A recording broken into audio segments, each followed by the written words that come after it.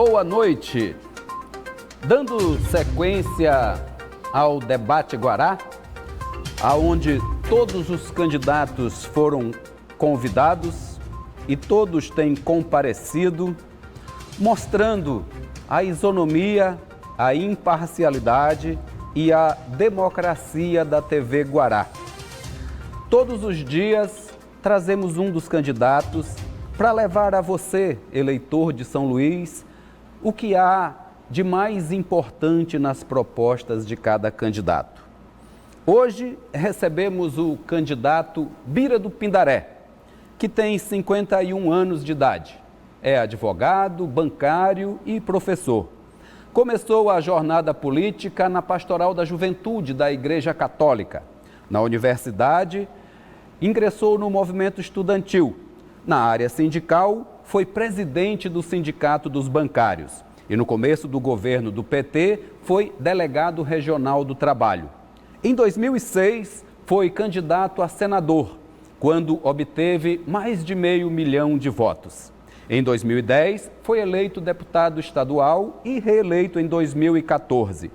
Na última eleição geral do país, em 2018, se elegeu deputado federal. Candidato Bira do Pindaré, 51 anos, sábado 52, né? Seja muito bem-vindo à Sabatina Guará. Boa noite, Geraldo. Boa noite, Marcos, Adalberto, Felipe. É um prazer estar aqui com vocês, mas não vai ser no sábado, vai ser no domingo. No domingo, dia 1º. Dia de Todos os Santos. Pronto. 1º de novembro. Que te abençoe, abençoe a todos. Amém. O candidato já fez a apresentação, mas hoje faz a nossa sabatina, o colunista do Jornal Imparcial e apresentador de Os Analistas, Felipe Clã, coordenador de jornalismo da Rádio Universidade e colaborador mais eventual de Os Analistas, Adalberto Júnior, e Marcos Saldanha, professor de História, jornalista e comentarista de política do Jornal da Guará e frequente participante de Os Analistas. Hoje vamos começar com Marcos Saldanha. Eu faço a minha depois. Marcos, tenha bondade. Candidato, no seu plano, uma das palavras, um dos verbos que mais aparece é viabilizar. O senhor fala, por exemplo, viabilizar a mudança de regime dos agentes comunitários, viabilizar fundo municipal de combate, viabilizar energia alternativa. Viabilizar é muito presente. Qual é a visão que o senhor tem do papel da prefeitura na gestão da cidade? O papel estratégico, determinante, porque é quem cuida de todo o município e de suas políticas. Então eu compreendo que é necessário que você use esse verbo, inclusive, porque esse é o papel de uma instituição que tem a abrangência do Poder Executivo no âmbito do município. É viabilizar as condições para que as coisas possam acontecer e possam funcionar em todas as áreas. Então eu entendo que o papel da prefeitura tem que ser um papel constante, permanente, de boa execução das políticas públicas, garantindo para essas boas políticas a transparência, a participação popular, que são elementos, para mim, fundamentais para a boa política pública que deve ser executada no nosso município ou em qualquer outro lugar. O que nós queremos é que a cidade funcione, é que as pessoas possam ter um bem-estar cada vez mais consolidado, de aquisição de bens e de direitos, bens que eu falo, bens jurídicos, né? E direitos fundamentais que assegure a sua boa condição de vida e o desenvolvimento das pessoas com dignidade. É isso que a gente busca quando, se dedica à gestão de um município e que tem a tarefa de cuidar das pessoas, de homens e mulheres que precisam realizar os seus objetivos de vida, que é absolutamente legítimo. Felipe Clã. Candidato Bira, bem-vindo. Indiscutivelmente, o senhor é a pessoa que tem mais relação com os movimentos sociais, sindicais, a sua história é desenhada dentro disso. Infelizmente, nós vemos nos últimos anos os conselhos e os movimentos sociais também perderem força, né, como um organismo que possa gerar políticas públicas ou pelo menos ofertar ideias. Como será a sua gestão junto aos conselhos municipais no sentido de definir as políticas públicas para uma gestão Bira do Pindaré? Felipe, eu agradeço demais essa pergunta, que dá a oportunidade de aprofundar um ponto sobre o qual já falei aqui, que é a participação popular. No primeiro dia de gestão, dia 1º de janeiro de 2021, eu, prefeito de São Luís, vou assinar a convocação do Congresso da cidade. A oportunidade de reunir todas as organizações e movimentos existentes na sociedade para fazer o grande debate sobre o plano estratégico de São Luís para os próximos, pelo menos, 4 anos de gestão. Podemos até ir além, mas como sou eleito prefeito para cuidar da cidade por 4 anos, nós vamos estabelecer como meta a definição dos objetivos estratégicos, das prioridades para os próximos 4 anos na gestão. Então, isso nós vamos fazer no primeiro dia de governo. E antecedendo o Congresso da cidade, que vai ser uma coisa inusitada, completamente nova. Nunca ninguém fez em lugar nenhum do Brasil. Vai ser a primeira vez que nós vamos fazer isso. Imagine todas as organizações, independente do perfil, do segmento. Eu falo de organizações comunitárias, eu falo de organizações sindicais, eu falo de igrejas, eu falo de ONGs, eu falo, enfim, de todas as entidades e organizações existentes que podem, nessa oportunidade, sentar num único espaço para definir as prioridades para a cidade. É uma coisa fantástica e que certamente vai estabelecer um diferencial muito grande nas prioridades para São Luís do Maranhão. Portanto, a nossa gestão vai ser de fortalecimento dos conselhos e, mais do que isso, vamos fazer conferências pelos segmentos e vamos fazer o Congresso da cidade para definir o nosso plano plurianual e definir as prioridades para a cidade nos 4 anos de gestão municipal. Portanto, vai ser algo extremamente diferenciado, porque nós apostamos. E é uma necessidade. A população ela está cada vez mais inquieta e insatisfeita com esse modelo de democracia representativa. Nós entendemos e achamos necessário a democracia representativa, mas ela é insuficiente. É preciso abrir espaço para a democracia direta, ou seja, a participação de cidadãos e cidadãs diretamente na gestão daquilo que interessa a todas as pessoas, o interesse público. Portanto, é esse caminho que nós vamos seguir. Adalberto. Vou na questão do termo viabilizar, né, do seu plano, que o Saldanha trouxe muito bem, mas criou-se nessa campanha a máxima de que Edivaldo está entregando a prefeitura melhor do que ele pegou. O senhor concorda com isso? Se melhorou, o quanto, né, que melhorou? Se o senhor não concorda, o que o senhor faria? Esse modelo é viável de trabalhar por um tempo, governar, mas trabalhar de fato com grandes realizações somente no último ano de governo? Não, na verdade, quando se fala de que ele entrega melhor, certamente se faz um balanço da gestão como um todo, a questão financeira do município, que até onde nos consta existe realmente um equilíbrio na gestão financeira do município, melhor do que ele encontrou. Porque quando ele encontrou, ele herdou do finado João Castelo e realmente a dívida do município era enorme. E isso criou um embaraço muito grande na gestão. Logo ali no seu início, evidentemente, isso tem um impacto muito grande. Então, quem vai receber agora, apesar do empréstimo, né, que está viabilizando as obras na cidade, me parece que está mais organizado do ponto de vista financeiro e orçamentário. Isso não quer dizer que vai ser menos problemático, vai ser menos difícil, não. A dificuldade é grande, porque nós estamos num momento de crise econômica profunda decorrente da crise sanitária, da pandemia do coronavírus. E isso tem paralisado a arrecadação, diminuído a arrecadação de todos os entes, dos municípios, do Estado e também da União. Então isso vai afetar brutalmente. Quem vai assumir a gestão em São Luís vai ter que saber, né? Isso é outra coisa que é muito falada por todos os candidatos, mas é uma verdade, fazer mais com menos. Vai ter que usar muita criatividade para ter a capacidade de oferecer respostas. E isso a gente aprendeu a fazer na prática. Eu fui gestor no Ministério do Trabalho, na Delegacia Regional do Trabalho, fui secretário de Ciência e Tecnologia no governo Flávio Dino, em momentos de escassez, mas mesmo assim conseguimos produzir resultados. Está aí o IEMA, Cidadão do Mundo, Escola de Cinema, Maranete, tantas coisas boas que a gente conseguiu realizar graças à criatividade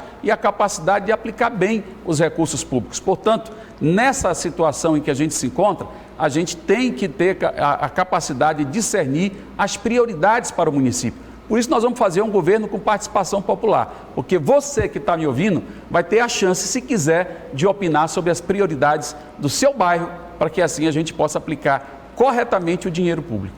Candidato, o senhor falou aí nesse grande congresso, convocando a sociedade civil através das ONGs, dos sindicatos e etc. O que o senhor pensa? Eu me lembrei da Câmara de Vereadores, que eu acho que eles vão ficar com bastante ciúme dessa atitude, porque muitos se acham donos de certos setores da comunidade. Como que o senhor pretende, se eleito, estabelecer este relacionamento com a Câmara de Vereadores? Geraldo, eu acho que nós não vamos ter dificuldade com a Câmara, porque a Câmara tem a última palavra. Nós vamos preparar uma proposta. É tarefa do chefe do Executivo apresentar a proposta para a Câmara. O que eu vou fazer é escutar a população antes de apresentar a proposta. Então, a proposta que vai chegar na Câmara não vai ser uma proposta elaborada só por técnicos ou só pela minha cabeça. Vai ser construída com a participação de todos e todas, de homens e mulheres, organizados em São Luís. Então, eu creio que isso não vai afetar em nada o relacionamento com a Câmara e nós pretendemos ter uma relação bastante respeitosa, porque eu acho que cada instituição, cada poder tem o seu papel, tem a sua autonomia e deve ser respeitado nessa condição. A nossa relação com a Câmara será uma relação de respeito, de construir soluções que sejam capazes de atender a expectativa ou as expectativas da população de nossa cidade. Meninos, fiquem à vontade. Vamos falar um pouquinho de zona rural, né, que esse tema tem trabalhado muito essa eleição. Eu vejo aqui que o senhor tem uma visão de colocar uma SEASA na zona rural, que seria de uma grande riqueza por ser a entrada da cidade. Nós podemos entender que, então, a partir de agora, não só a produção que a sua gestão gostaria de fazer, mas todo o produto que entra de fora ficaria primeiro na zona rural e depois seria espalhado pela cidade? Essa é a dinâmica? Não, a ideia não é exatamente essa, Felipe. Foi muito boa a sua pergunta para esclarecer essa proposta. Eu defendo um modelo econômico, uma estratégia econômica para São Luís. Uma estratégia que seja capaz de gerar trabalho e renda e movimentar a economia local. Eu vejo muito candidato falando, né, de reduzir despesa, de reduzir custo, mas na verdade o que nós precisamos é gerar receita. E a receita de São Luís, hoje, majoritariamente é transferência da União para o município.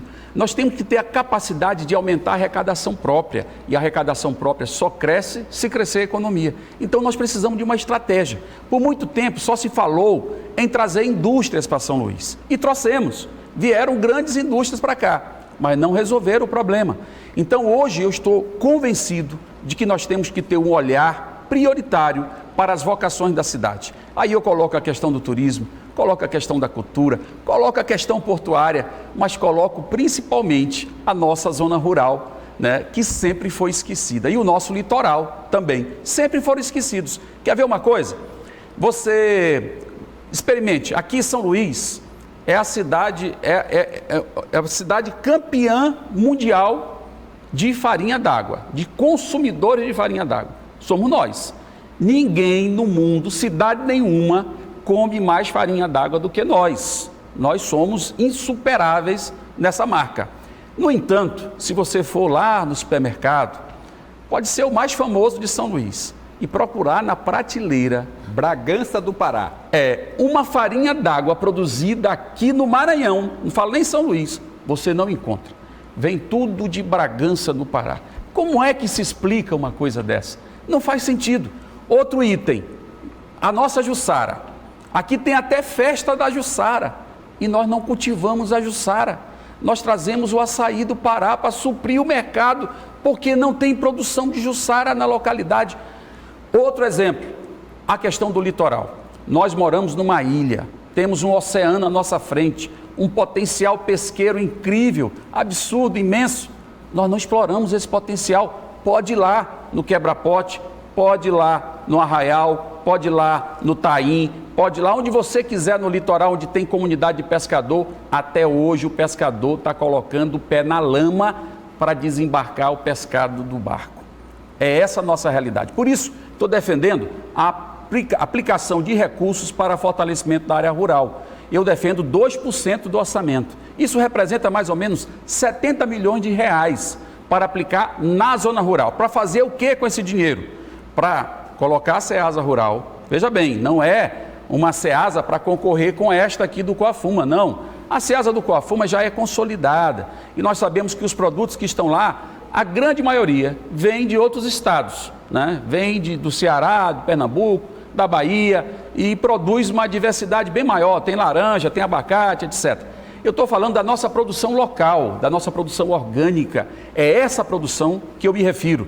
E esta produção hoje não tem esse apoio. Nós vamos então criar a Ceasa Rural, lá na zona rural, para atender o produtor local. Além disso, vamos criar a logística de transporte da carga para levar a mercadoria até a Ceasa Rural e também aos mercados de São Luís. Vamos criar também a logística portuária.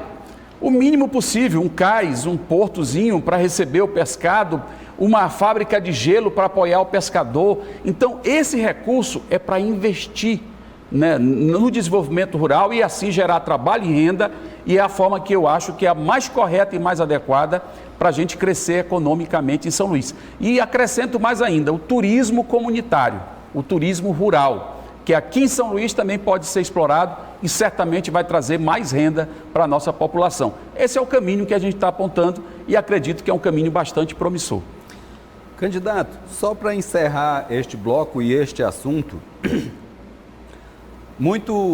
todos falam muito em zona rural e muitos reclamam do projeto do plano diretor que está na Câmara lá, muito contestado, e reclamam que este plano vai acabar com 40% da zona rural, o que não é verdade. Ela já foi acabada. Porque com a construção desses condomínios gigantescos do Minha Casa Minha Vida, que foram feitos na zona rural de São Luís, aproveitando terrenos baratos, isso já inviabilizou uma área muito grande da zona rural, por exemplo, para a produção agrícola. E esses mesmos empreendimentos estão lá jogados, sem acessibilidade, sem posto de saúde, sem escola. Como resolver este problema? Ou o senhor não vê assim? Não, primeiro nós temos que realmente fazer a revisão do plano diretor, aprovar o novo plano diretor, que já está vencido desde 2016 e precisa ser aprovado. Segundo, eu entendo que a zona rural deve ser preservada. Eu não concordo com a transformação da zona rural em zona urbana ou mesmo em zona industrial. Eu não vejo sentido nisso, porque inclusive se você for no Distrito Industrial de São Luís, que já existe, o Distrito Industrial que está ali ao lado da BR-135, você vai encontrar inúmeros galpões abandonados. Então, qual é o sentido de você criar uma outra zona industrial se aquela que já existe, que é o Distrito Industrial, se ele não é explorado devidamente? Ali tem muita área que poderia ser perfeitamente utilizada, né, pelas indústrias para que elas se instalem e possam, de alguma forma, beneficiar a economia local. Mas isso não acontece. Então, nós vamos deixar de utilizar a área que já foi definida historicamente para ameaçar de expulsão, inclusive, né, milhares, né, de famílias, né, centenas de comunidades, né, que estão lá historicamente estabelecidas, algumas até centenárias. Né, em nome de quê? Em troca de quê? E ainda tem a questão ambiental, que nós temos que olhar para a questão ambiental com muita responsabilidade, porque eu acho que hoje não há mais dúvida da importância que a questão ambiental tem, sobretudo para uma ilha como São Luís, que tem fragilidades enormes do ponto de vista ambiental. Então nós temos que aprovar o plano, né, percebendo claramente a necessidade de preservar a zona rural e, por outro lado, de preservar os nossos recursos naturais tão importantes para o nosso bem-estar em São Luís do Maranhão. Fazemos nossa primeira parada e voltamos em seguida para o segundo bloco.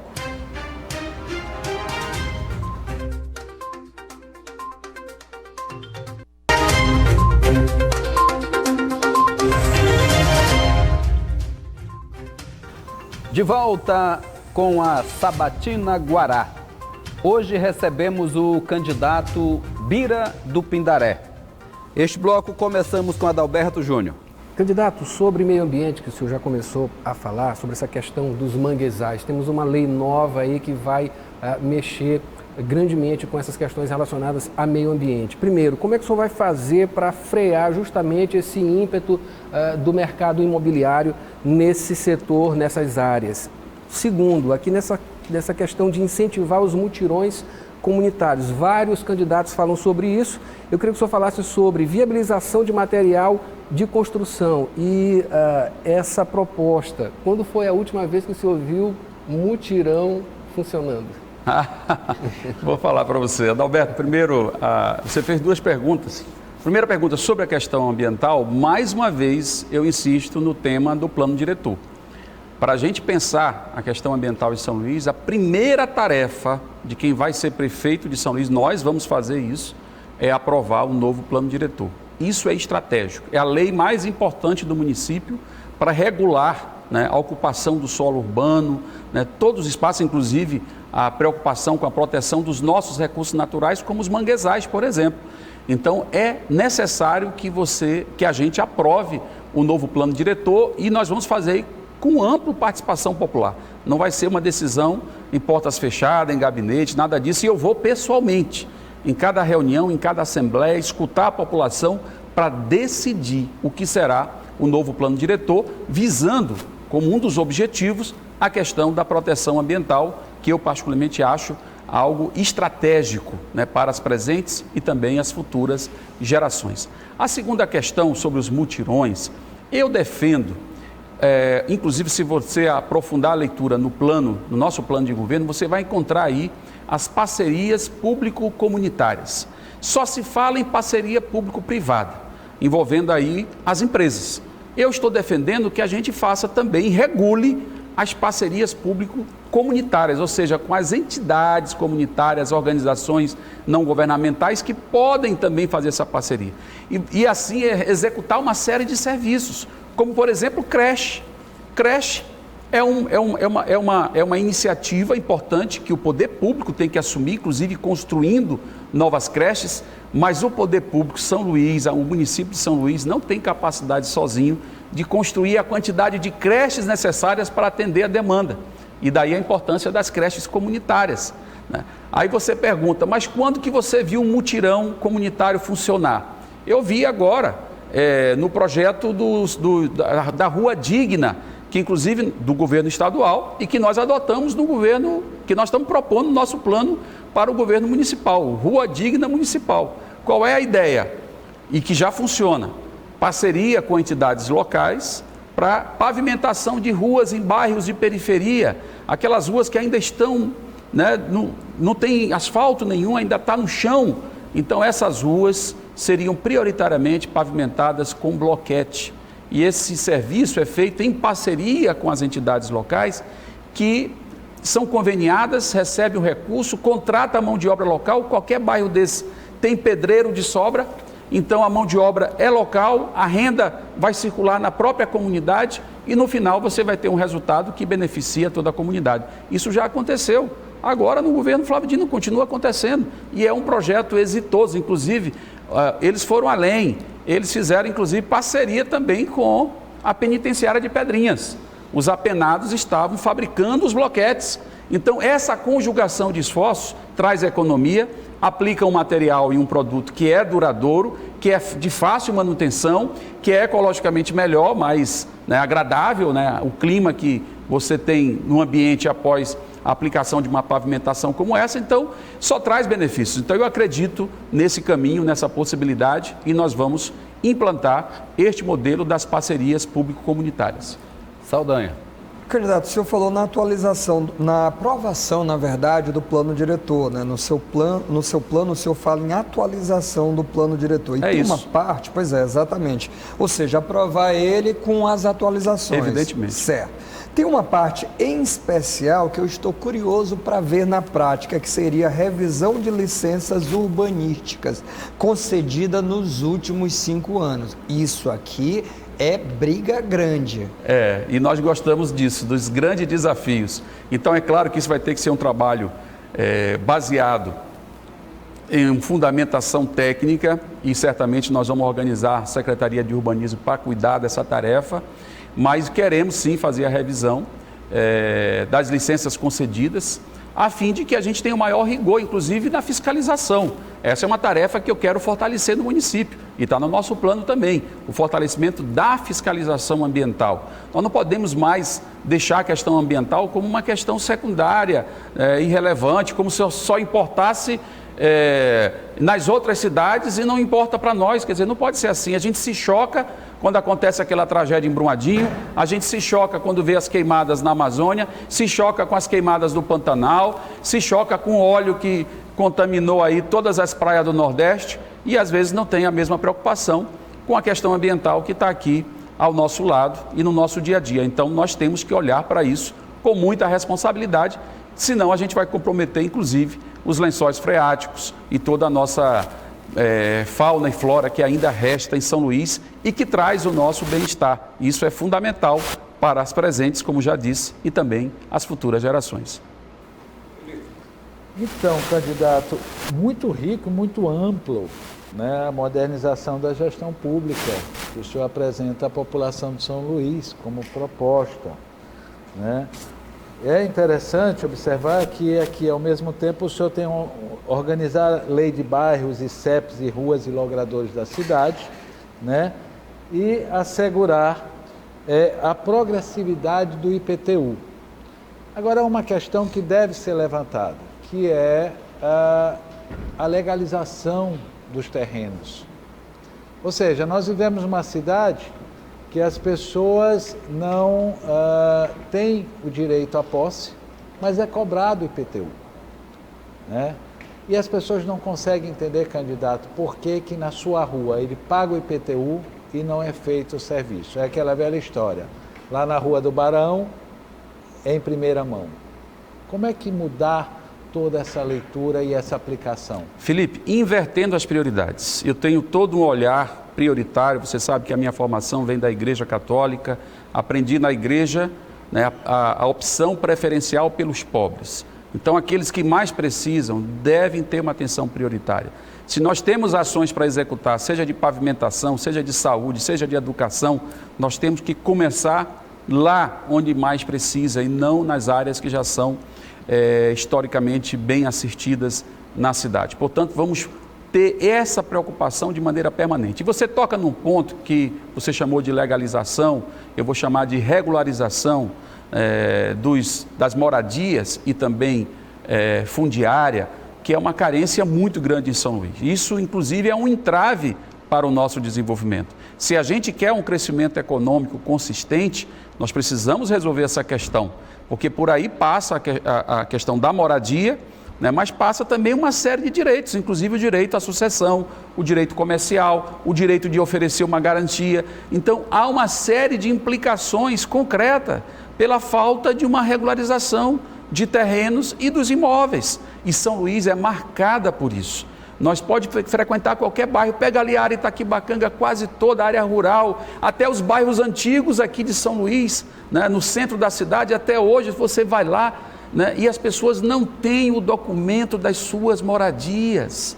Esse problema não pode ser só um problema do Estado ou do Poder Judiciário, tem que ser um problema principalmente da Prefeitura, do município, e nós vamos assumir essa tarefa.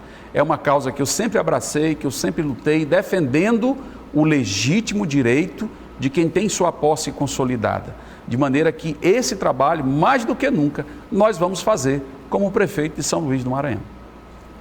Satisfeito, Felipe? Pensei que você ia perguntar. Eu só queria perguntar sobre o IPTU progressivo. Como se dá ele? Porque, na verdade, já existe essa figura do IPTU progressivo, ou seja, quem tem patrimônio maior paga mais, quem tem patrimônio menor paga menos. O que nós precisamos é rever a base desses cálculos que são feitos, né? E aí são estudos georreferenciados que precisam ser levados em consideração. São as fiscalizações que são feitas, as vistorias para constatar o tamanho dos imóveis, e isso tem que ser feito para que haja uma consolidação dessa progressividade. O que eu quero dizer com isso? Nós não podemos ter uma mansão no Calhau, né, que pague menos do que uma pequena morada no Coroadinho. Isso é inconcebível. Então, distorções como essa, se existirem, nós temos que corrigir, nós temos que ter rigor para garantir que a progressividade seja efetiva em São Luís. E esse é um princípio fundamental, até para que a gente possa aumentar a arrecadação com justiça fiscal. Isso eu defendo, inclusive no Congresso Nacional. Eu defendo a taxação das grandes fortunas. Não é, sabe, do servidor público que às vezes cresceu na vida, um pequeno empresário na esquina. Eu estou falando das grandes fortunas, dos bilionários, com B e de bira, viu? Bilionário. É dessa gente que eu falo quando a gente se refere à taxação de grandes fortunas. Algum complemento sobre esse assunto? Cultura. Não dá tempo. Então, deixa eu lhe perguntar uma coisa, candidato.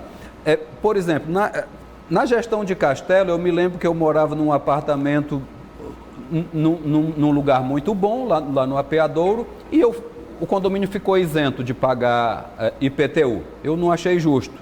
Aí eu tenho um amigo que tinha um apartamento lá, ele me disse que pagava R$100, naquela mesma região do Monte Castelo, pagava R$100. Mudou-se para o Renascença, para um apartamento do mesmo tamanho, passou a pagar R$1.500 de IPTU. Sendo que na mesma rua do Renascença ele tem um outro apartamento que é o dobro desse de R$1.500, que ele paga 800. Que lógica é essa, deputado? Exato. A desculpa lá na fazenda, que cobra, é a sofisticação do prédio. Mas esses dois da mesma rua, eu conheço os apartamentos do meu amigo, não tem muita diferença. Então, o teu exemplo ajuda e reforça a necessidade de que a gente possa consolidar a progressividade fazendo a revisão, né, desses cálculos com base nas vistorias georreferenciadas adequadamente, para que não haja distorções dessa natureza, porque de fato elas existem. Você está trazendo aqui um exemplo, eu não citei nenhum exemplo concreto, mas você me ajuda quando coloca essa informação para nós. É porque não é justo pagar só 100 lá no Monte Castelo, que é um lugar que as ruas são ótimas, e não é justo pagar 1.500 numa rua comum do Renascença. Quer um complemento? Sobre essa questão, né, da moradia, só entender o seguinte: os mutirões também vão ser para construir casas, como antigamente existia? Não, olha, no nosso plano, eu não apresentei proposta de construção de moradias. Por quê? Porque eu acho que nós temos que ter responsabilidade. Tem muito candidato que faz promessas demagógicas, que o município não tem capacidade, não tem recurso financeiro suficiente. Então, eu entendo que a gente pode priorizar uma outra iniciativa, que seria a iniciativa de promover reformas habitacionais. Aí eu concordo, né? E nós vamos implantar nesse sentido o programa chamado Casa Digna. Então é um programa inspirado também numa proposta do governador Flávio Dino, que eu considero também acertada, né, que ele promove incentivo financeiro, um auxílio financeiro para melhoria nas moradias. Aí eu acho que é uma coisa necessária.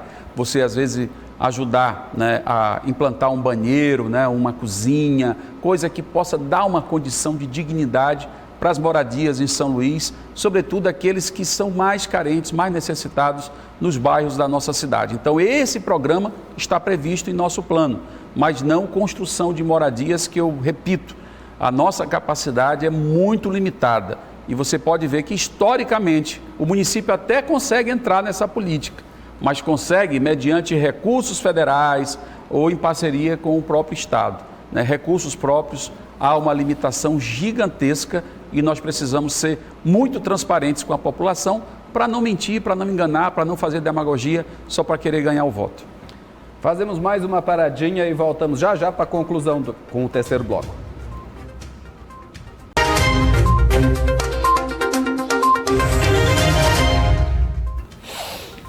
De volta com a Sabatina Guará, hoje recebemos o candidato Bira do Pindaré. Está franqueada a palavra. Eu queria aproveitar dois assuntos, né? Um, claro, que é o tema agora, dia 29, a vinda do Bolsonaro, como é que Bira do Pindaré, militante, né, aguerrido, olha a vinda e para que a vinda, do presidente é eleitoral para a Imperatriz em São Luís, quem é que ele vai apoiar em São Luís? Imperatriz nós sabemos que é o Madeira, porque o Roberto Rocha está trazendo.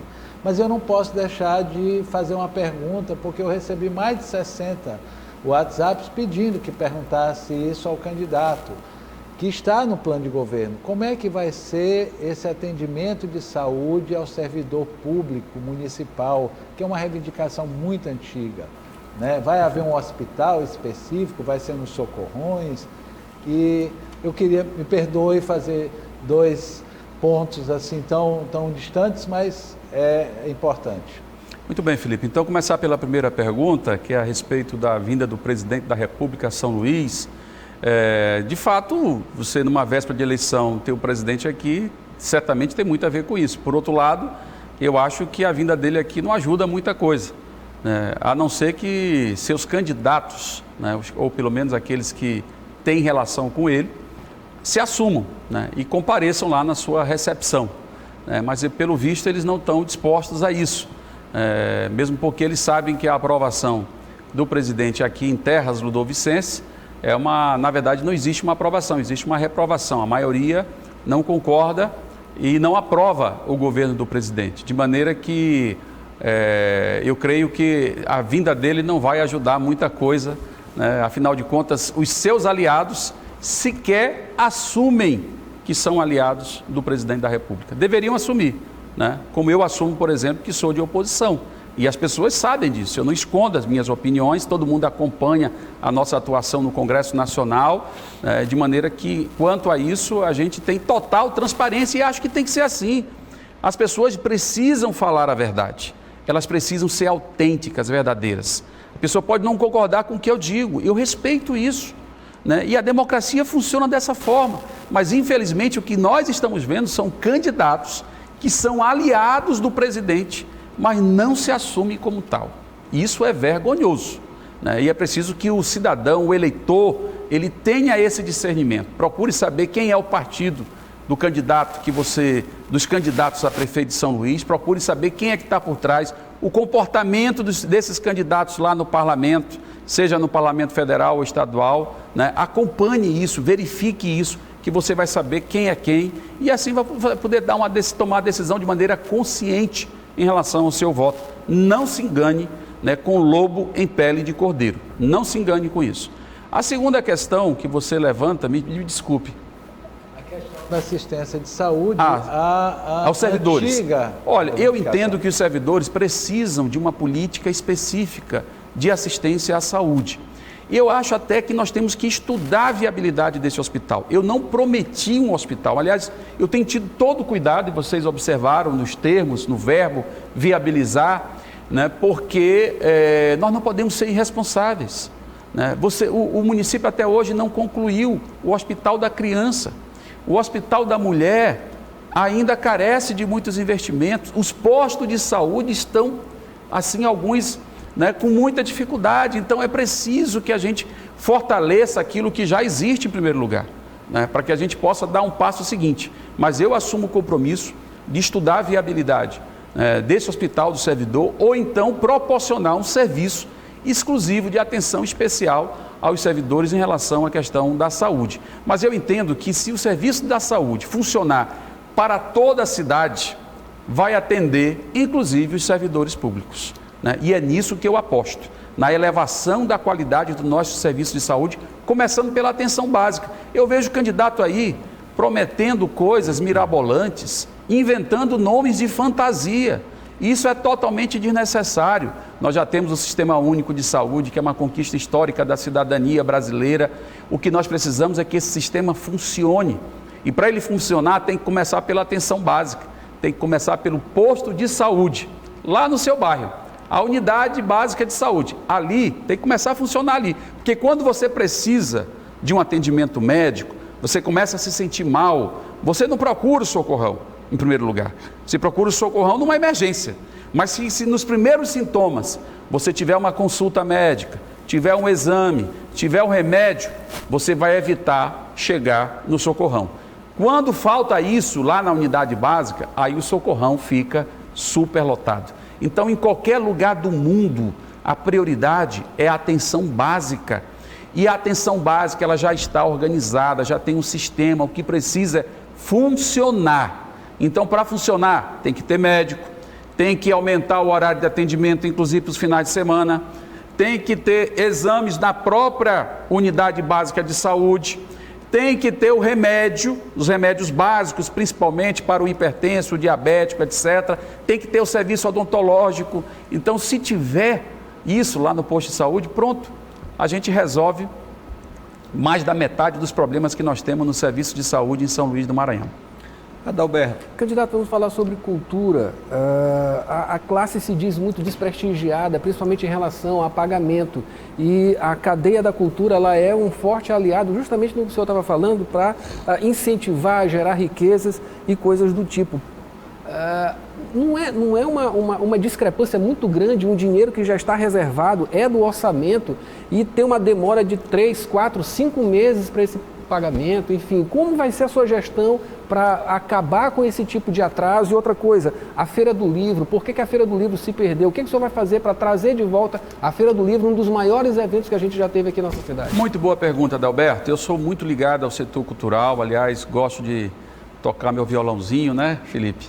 Gosto de compor minhas músicas e tenho uma relação muito boa com os fazedores de cultura da cidade. E não é de hoje, não é porque sou parlamentar, isso é coisa antiga. Geraldo também acompanha isso desde o tempo de universidade. Vou denunciar a idade de todo mundo aqui, né, Geraldo? É o jeito. Então, nós temos essa ligação muito forte com o setor cultural, né? E isso, para mim, é motivo de muito orgulho, de muita honra. Lutei muito pelo auxílio emergencial para os fazedores de cultura, né? Enfim.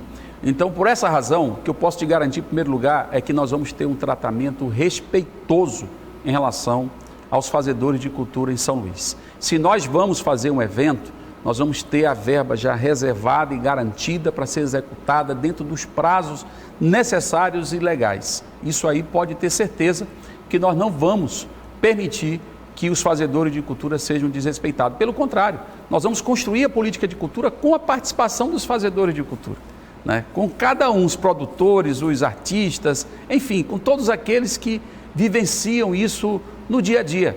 Então é assim que eu acho que nós vamos fazer a diferença. Você falou aí da Feira do Livro, eu tenho muito orgulho de ser um parceiro da Feira do Livro, que inclusive na condição de deputado estadual fui responsável e como secretário também de Ciência e Tecnologia da implantação do Vale Livro, que era uma coisa que não existia, inovadora dentro da Feira do Livro, que proporcionava, Marco Saldanha conhece isso, proporcionava ao estudante que frequentava a feira o direito de adquirir pelo menos um livro.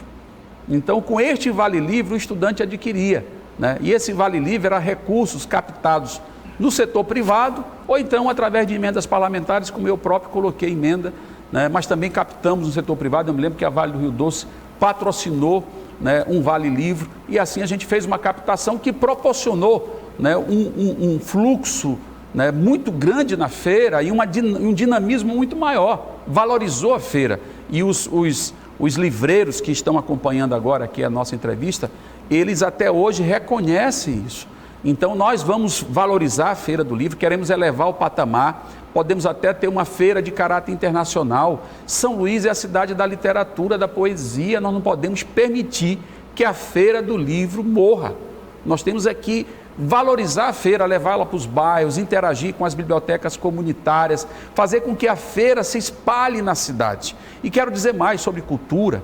Eu entendo a cultura do ponto de vista, assim, da democracia, da descentralização e do respeito à diversidade. Então nós queremos pensar a cultura da forma em que ela é, pelo nosso jeito de ser, na gastronomia, o jeito da gente se divertir, o jeito da gente rezar, orar, enfim, é isso que é a cultura. E queremos valorizar a cultura a partir da arte daqueles que se manifestam na cidade, nas mais diversas manifestações. De maneira que queremos implantar um programa chamado Arte por Toda Parte. Vamos criar esse programa para levar a cultura para os bairros. A feirinha, por exemplo, que eu considero um caso positivo na atual gestão. A feirinha cultural que acontece ali no centro da cidade. Nós queremos levar essa feirinha, não aquela, mas criar uma feirinha que vá para os bairros. né? Ou seja, para proporcionar a ocupação dos espaços públicos, para criar espaço também de valorização dos artistas locais, para dinamizar a nossa economia local a partir dos produtos da agricultura familiar, do artesão, da economia solidária. Imagine isso circulando em toda a cidade. A exemplo do projeto do Ricarte, o Ricochoro. Aquilo é lindo, tem que ser apoiado. Você leva a arte para as praças, ocupa o cenário público, o espaço público, com a música de qualidade, com a arte de qualidade, feita aqui mesmo, pelo povo do Maranhão, pelo povo de São Luís. Então é assim que nós vamos fazer a nossa política de cultura na cidade, pensando a cultura como também um vetor da economia. Porque quando você tem cultura valorizada e respeitada na cidade, o turista tem mais gosto de vir, de visitar e de conhecer. Porque o turista vem para cá para olhar as praias, é verdade, para tomar um banho, talvez não, porque elas estão impróprias, né? Mas para conhecer o nosso centro histórico, sim, para ir para os Lençóis Maranhenses também, mas vem muito fortemente pela questão cultural, porque nós somos totalmente diferenciados no nosso jeito de ser e isso o turista gosta bastante. Saldanha, tem 2 minutos e meio para pergunta e resposta. Tá, candidato, como enfrentar o problema da balneabilidade das praias? O que o município é capaz de fazer? E o senhor fala em regulamentar a atividade dos vendedores ambulantes. É através de lei, de decreto? Como é que vai fazer essas duas coisas? Não, na verdade é através de um recadastramento de todos os vendedores, da qualificação profissional, da identificação dessas pessoas, né, de um suporte sanitário necessário para que eles possam exercer a atividade deles. Sou contra a perseguição aos ambulantes. Sou contra. Quero dizer isso claramente, né? Porque as pessoas que estão ali são pais de família, são mães de família, pessoas que dependem disso. Então, se não podem ficar num determinado local, nós temos que buscar uma alternativa. E diálogo e construção com as pessoas. Nós não podemos... e outra coisa, o município ele tem que ser preventivo. Então, não dá para você permitir que a pessoa se instale, permitir que ela fique ali durante 10 anos, 20 anos e depois vir com uma ordem dizendo que ela tem que sair. Não, você tem que se antecipar. O município tem que ter um trabalho permanente, fiscalizatório, para evitar que as pessoas se instalem em lugares indevidos. É assim que eu entendo que a cidade tem disciplina, tem postura e as coisas funcionam mais adequadamente, evitando conflitos futuros. Então, nós vamos fazer o cadastramento porque entendemos que é necessário a gente ter um apoio ao mercado informal, inclusive, quem sabe, trazendo para a formalidade, que é muito importante para a nossa economia. A outra questão que você traz sobre a balneabilidade das praias, eu considero um tema prioritário, mas depende da concessionária, da empresa concessionária, que no caso hoje é a Caema, mas com o marco regulatório isso pode mudar, infelizmente pode acontecer, de ser contratada uma empresa privada. Eu falo infelizmente porque eu particularmente acho que esse modelo não deu certo em lugar nenhum do mundo. Aqui mesmo na ilha nós temos Pasto Lumiar e Ribamar que foram privatizadas e até hoje não há tratamento de esgoto nesses municípios e lá também ajuda a poluir as praias da ilha, porque nós temos que entender que São Luís não está sozinho aqui, nós somos 4 municípios. Então, para resolver esse problema, nós temos que envolver a região metropolitana. Então, é uma questão que envolve a região, que envolve o Estado, que envolve a União. Mas o prefeito tem que ser líder. E isso nós seremos. Líder junto à empresa concessionária, para que haja respeito e que se garanta, finalmente, um projeto que devolva as praias limpas ao povo de São Luís do Maranhão. Candidato, o senhor tem 2 minutos para dizer o que quiser. Eu agradeço imensamente a cada um de vocês pela oportunidade de dizer que é sempre bom poder ter a chance de explicar as nossas propostas. Nosso tempo na televisão realmente é muito curto, né? Quando a gente pensa que está começando, já está terminando, mas aqui a gente tem chance de aprofundar, de detalhar, né? E de poder convencer as pessoas de que o caminho é por aqui. Nós estamos absolutamente convencidos de que podemos construir uma cidade mais bela, mais humana e mais justa, e essa é a nossa luta e esse é o nosso sonho. Acredite nisso, aposte nisso. Não vá pela enganação, pela maquiagem, pela estrutura dos marqueteiros em torno de outras candidaturas que nós sabemos que estão aí presentes na cidade. Não caia na enganação dessas pessoas. São os mesmos de sempre. Pode olhar para a cara deles. São os mesmísmos de sempre. Se você quer uma mudança, quer uma transformação, quer construir um outro caminho, eu ofereço as nossas propostas e a nossa chapa como alternativa. Eu sou o Bira, candidato a prefeito, a nossa vice é a Letícia Cardoso, professora da Universidade Federal. E eu tenho muito orgulho de estar acompanhado aí por uma equipe grandiosa de candidatos a vereador e também vereadoras e que estão nos ajudando. Agradeço a cada uma das pessoas que tem nos recebido nos bairros, nas nossas caminhadas, com todo carinho, com toda atenção. Isso tem sido um alento para nós, mostrando que nós estamos no caminho certo e que nós podemos virar esse jogo. A eleição é como um jogo de futebol, só termina quando o juiz apita.